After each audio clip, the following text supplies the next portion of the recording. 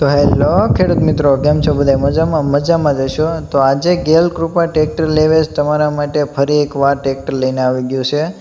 સોનાલિકાનું 740 આઈટીએલ એન્જિનમાં ટ્રેક્ટર રહેશે મિત્રો.